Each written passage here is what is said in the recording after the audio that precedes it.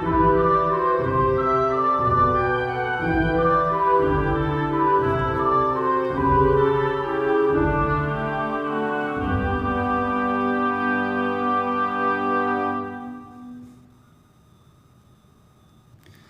minha amiga, olá, meu amigo, como é que vocês estão? Bem-vindos a mais um episódio onde estudamos o Evangelho segundo o Espiritismo.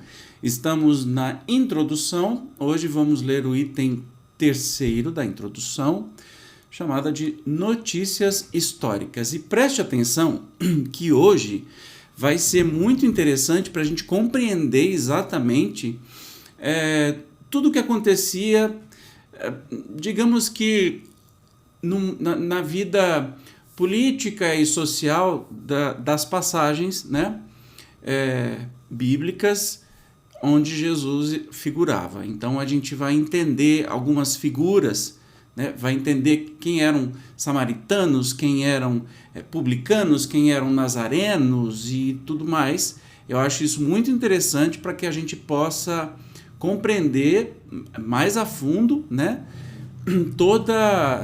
tudo que aparece no Evangelho e especificamente tudo que tem aqui neste estudo desta obra fundamental da doutrina. Então, sem demora, vamos para o texto Notícias Históricas.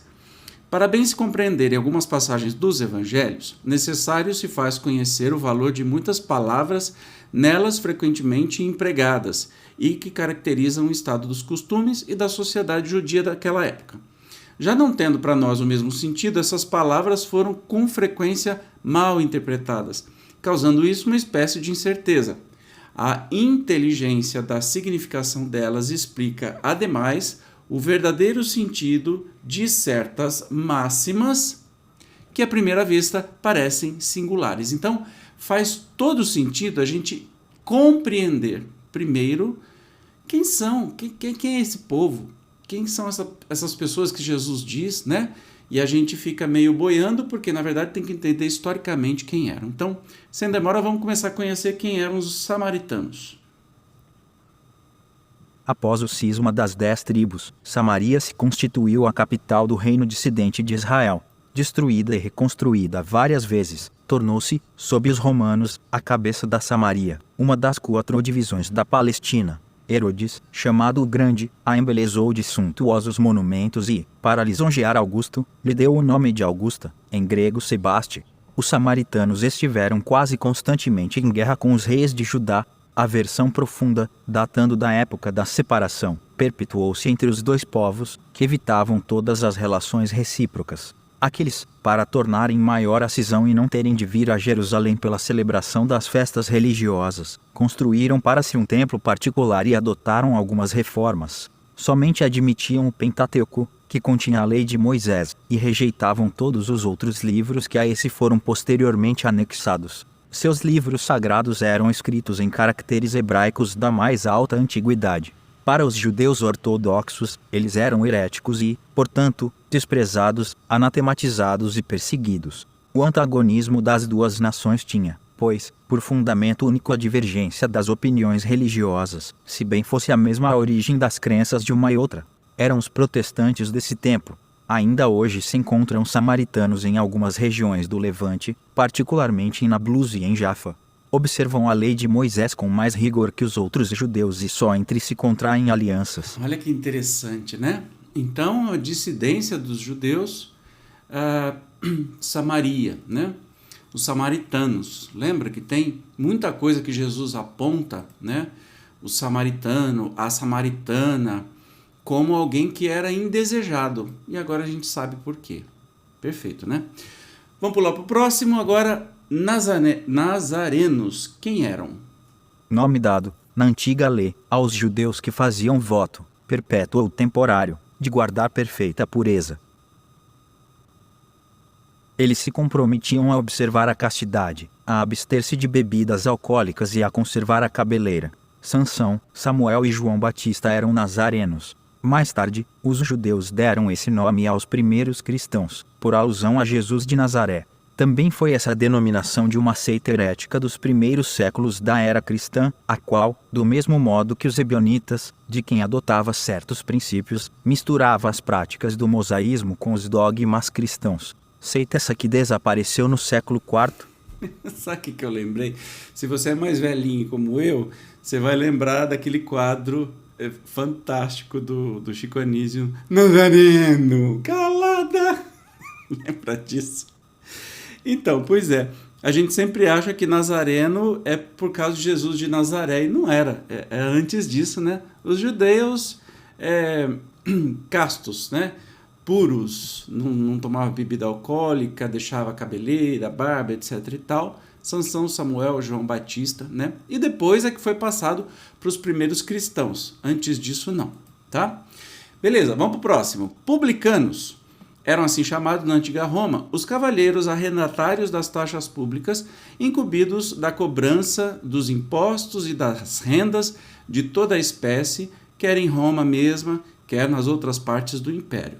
Eram como os arrendatários gerais e arrematadores de taxas do antigo regime na França e que ainda existem em algumas regiões. Lembra que se fala muito dos tais publicanos, né? Uma coisa complicada e tudo mais? Então, é disso que a gente está falando. Mas vamos continuar aqui. Os riscos a que estavam sujeitos faziam que os olhos se fechassem para as riquezas que muitas vezes adquiriam e que, da parte de alguns, eram frutos de exceções e de lucros escandalosos. O nome de publicano se estendeu mais tarde a todos os que superintendiam os dinheiros públicos e aos agentes subalternos. Hoje esse termo se emprega em sentido pejorativo, para designar os financistas e os agentes pouco escrupulosos de negócios. Diz-se por vezes, ávido como um publicano, rico como um publicano, com referência a riquezas de mau quilate. De toda a dominação romana, o imposto foi o que os judeus mais dificilmente aceitaram e o que mais irritação causou entre eles. Daí nasceram várias revoltas, fazendo-se do caso uma questão religiosa, por ser considerada contrária à lei. Constituiu-se, mesmo, um partido poderoso, a cuja frente se pôs um certo Judá, apelidado Gaulonita, tendo por princípio o não pagamento do imposto. Os judeus, pois, abominavam o imposto e, como consequência, todos os que eram encarregados de arrecadá-lo, donde a aversão que votavam aos publicanos de todas as categorias, entre os quais podiam encontrar-se pessoas muito estimáveis, mas que, em virtude das suas funções, eram desprezadas, assim como os que com elas mantinham relações, os quais se viam atingidos pela mesma reprovação. Os judeus de destaque consideravam um comprometimento ter com eles intimidade. Não é difícil entender o porquê que isso acontecia, uma vez que o Império Romano controlava a nação, né, de Israel, os judeus. O Estado de Israel não existia naquela época, mas enfim. E obviamente que eles odiavam isso. E o que mais... Porque o Império Romano deixava eles seguirem com a religião judia, tá tudo certo. Mas cobravam impostos, então isso irritava profundamente. Por isso que os judeus odiavam os tais publicanos, que eram quem cobravam esses impostos, né? Tem passagens que Jesus foi, desta árvore aí, vamos jantar. A gente vai estudar muita coisa. Nossa, como ele faz isso? Porque Jesus era judeu. Só para te lembrar, Jesus não era cristão nem nunca foi, beleza? Aliás, Cristo é um título, né, que foi dado para Jesus, não era nem o nome dele, era Jesus de Nazaré, enfim. E aí os seus ficavam enlouquecidos, né? Porque ele ia justamente com aqueles que o povo judeu odiava, né? Para exemplificar o amor, o perdão, a compreensão e outras coisas. Sigamos em frente.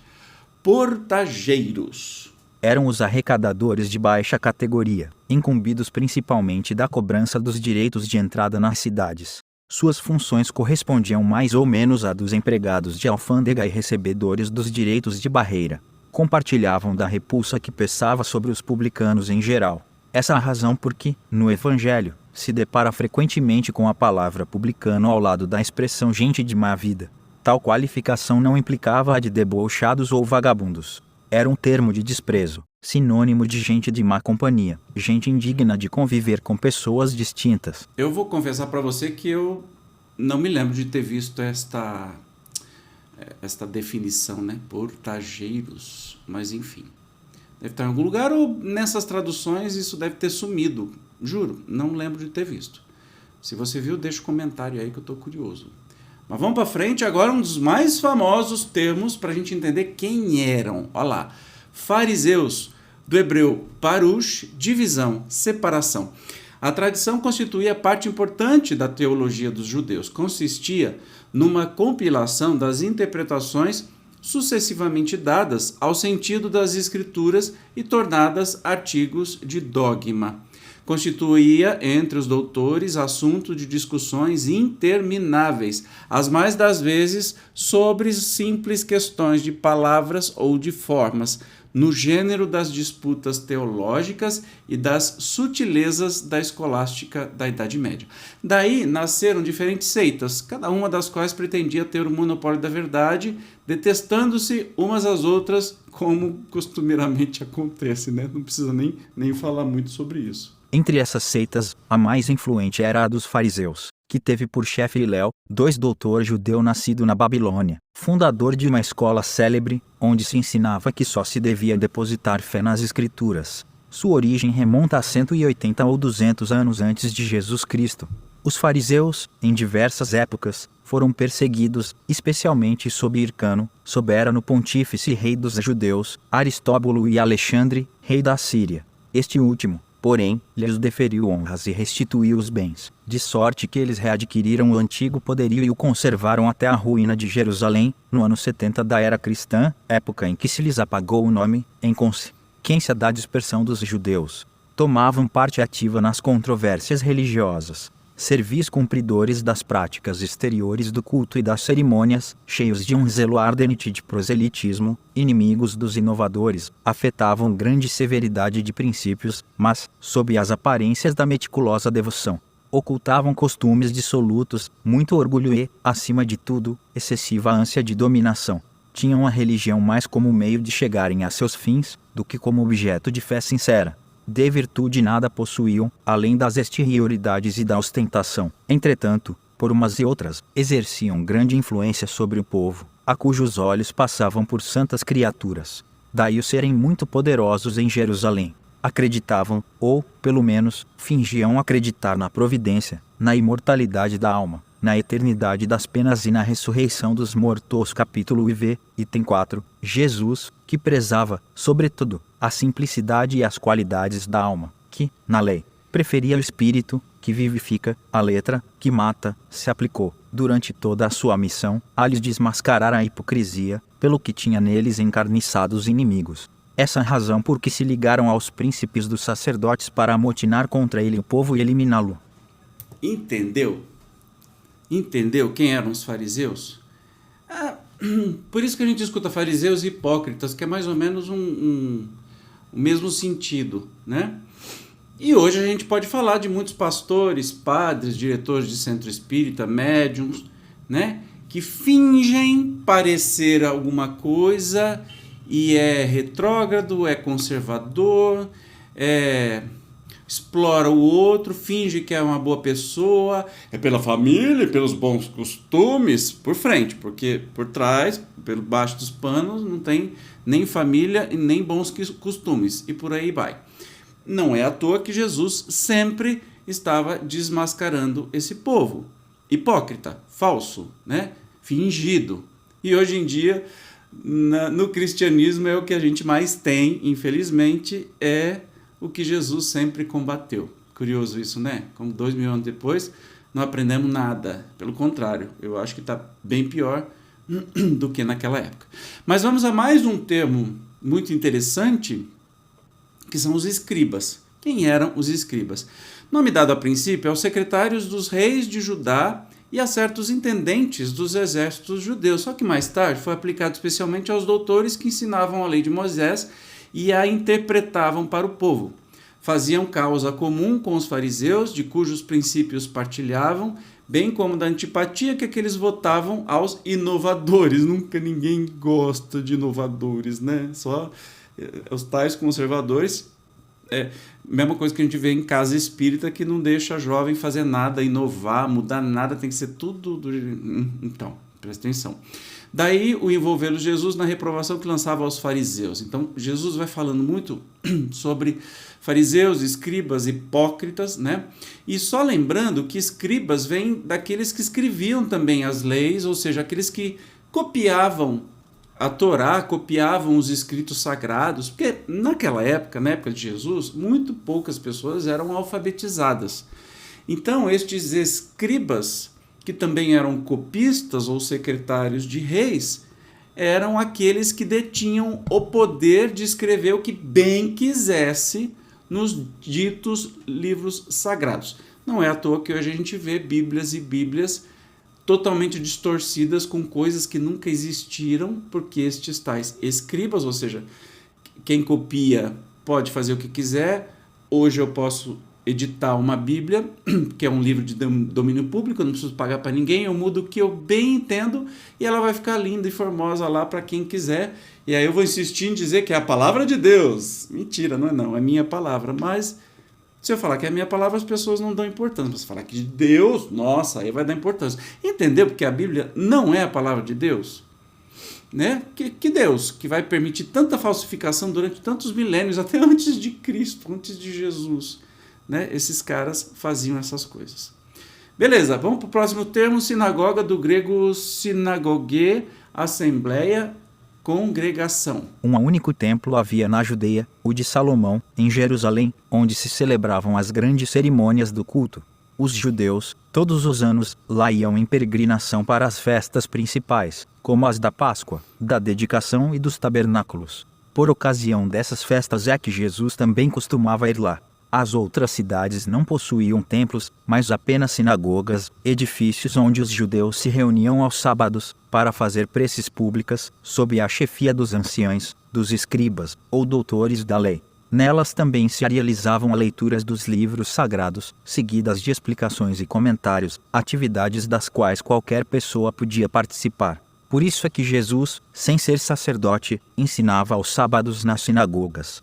Desde a ruína de Jerusalém e a dispersão dos judeus, as sinagogas, nas cidades por eles habitadas, servem-lhes de templos para a celebração do culto. Legal, então só se chamava templo este lugar, que era o templo de Salomão, que todos os judeus iam, né, para as festas, Páscoa e entre outras. E aí eu puxo uma... Lá vai o Evandro com a sua língua grande... Mas você já reparou que o principal templo da Igreja Universal chama-se Templo de Salomão?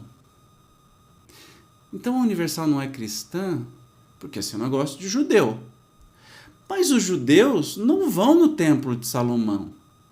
Percebe como que especialmente as religiões neopentecostais misturam muita coisa do Antigo Testamento?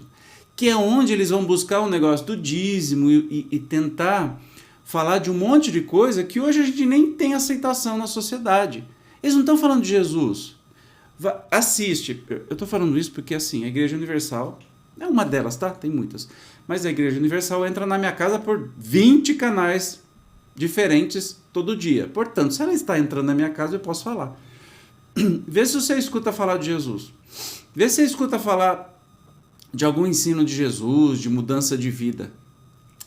Não escuta. Se você escutar, me manda, porque realmente, olha, eu não consigo ver. Se escuta falar de prosperidade, de dar seu carro, dar sua casa porque você vai ganhar mais, ou aquele teatrinho tocando o demônio das pessoas, ou teatrinho curando as pessoas. Desculpa, gente, é teatrinho. Tem alguns vídeos no YouTube muito engraçados, que a mesma pessoa vai e repete a mesma cura 20 vezes. Ah, ela tá ruim, ela foi... É tudo ator...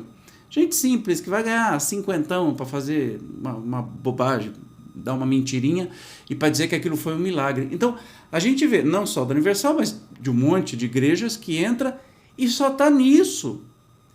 No máximo, eles vão ficar estudando o Velho Testamento, trechos assim obscuros, obtusos, esquisitos do Velho Testamento. Que interessante, né? Eu só puxei esse assunto porque o Templo de Salomão, aqui em São Paulo, não é de judeu, e judeu não pisa lá. Olha que curioso. Ai. Então vamos embora. Continuando. Saduceus. seita judia, que se formou por volta do ano 248 a.C. e cujo nome lhe veio do de Sadoc, seu fundador. Não criam na imortalidade, nem na ressurreição, nem nos anjos bons e maus. Entretanto, criam em Deus, nada, porém, esperando após a morte, só serviam tendo em vista recompensas temporais, ao que, segundo eles, se limitava a providência divina. Assim pensando, tinham a satisfação dos sentidos físicos por objetivo essencial da vida. Quanto às escrituras, atinham-se ao texto da lei antiga. Não admitiam a tradição, nem interpretações quaisquer. Colocavam as boas obras e a observância pura e simples da lei acima das práticas exteriores do culto. Eram, como se vê, os materialistas, os deístas e os sensualistas da época. Seita pouco numerosa, mas que contava em seu seio importantes personagens e se tornou um partido político oposto, constantemente aos fariseus. Você percebeu que os judeus da época de Jesus eram todos divididos em seitas e se odiavam entre si? Você imagina Jesus vir no meio desse balaio de gato, né? Dessa cama de gato. Como foi difícil para ele, como ele era atacado de tudo quanto é lado quando ele desmascarava essa hipocrisia. Agora, vamos fazer um paralelo, um esforço imaginativo. Imaginemos que Jesus viesse hoje, no meio cristão, evangélico, neopentec. Você já imaginou o tanto que ele seria atacado? Porque você acha que ele ia ficar quieto diante dos grandes, desses impérios de TV, de igreja, de fortuna? Você acha mesmo que ele ia ficar quieto? E o que vocês acham que essas igrejas, esses líderes iam fazer com Jesus? Pensa um pouquinho. Então a gente faz um paralelo para se situar. O que aconteceu naquela época aconteceria hoje. Entende? Como acontece com muita gente, que nem o querido Padre Júlio Lancelotti, que eu tenho sempre a grande honra de estar com ele, de vez em quando, de poder cantar e fazer todo mundo cantar para ele.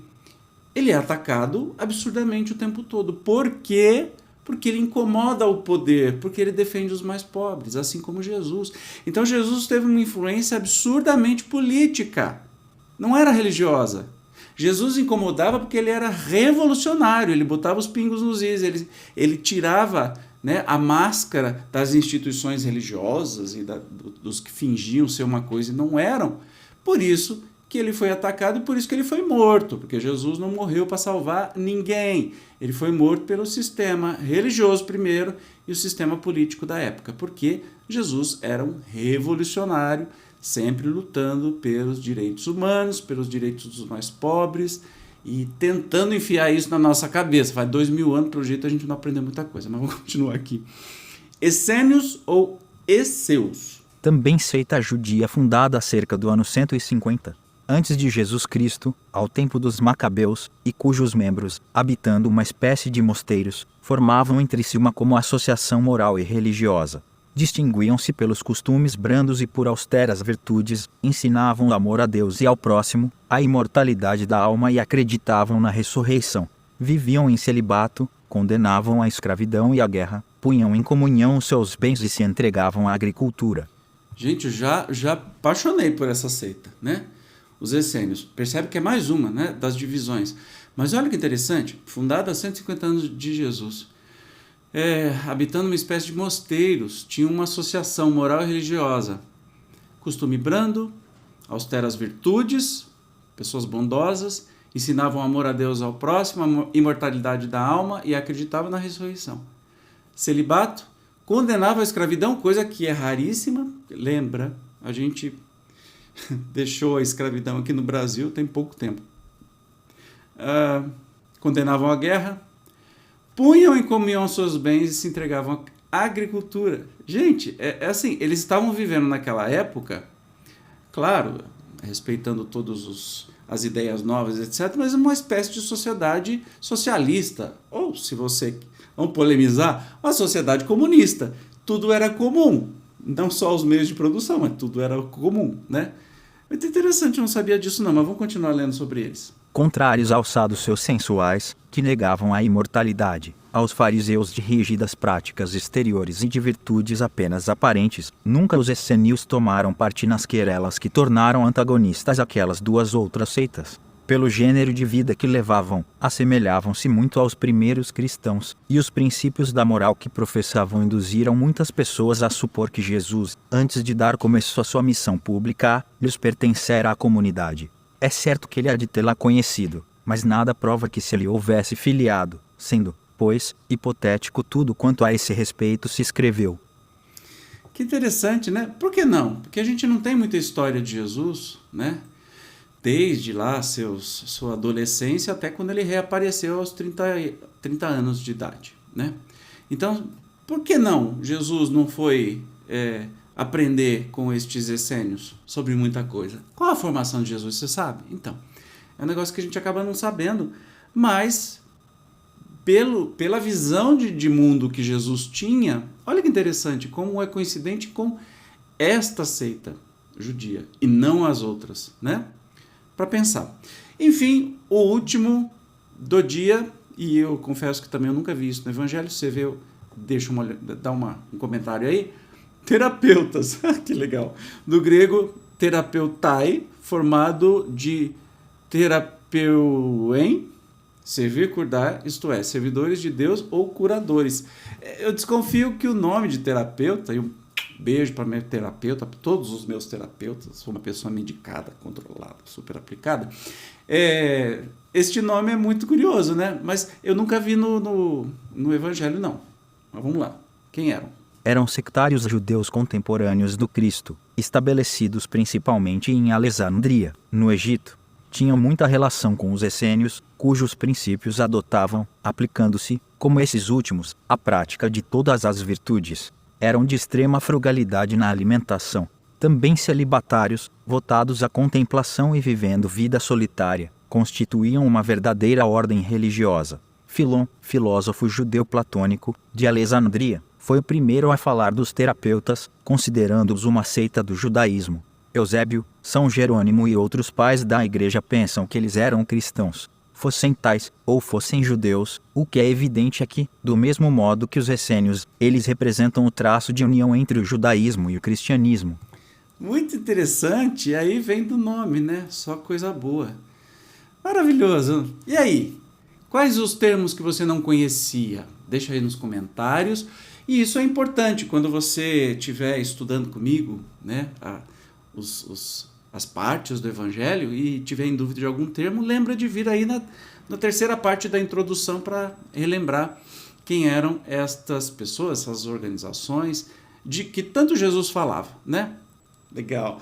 No próximo episódio, que vai ser o quarto e último da introdução, nós vamos estudar sobre Sócrates e Platão, precursores da ideia cristã e do espiritismo. Como você pode perceber, Sócrates e Platão são citados inúmeras vezes em inúmeras obras fundamentais da doutrina espírita e a gente vai entender por que isso acontece. Eu te espero como sempre, obrigado pela sua presença, até o próximo episódio. Tchau!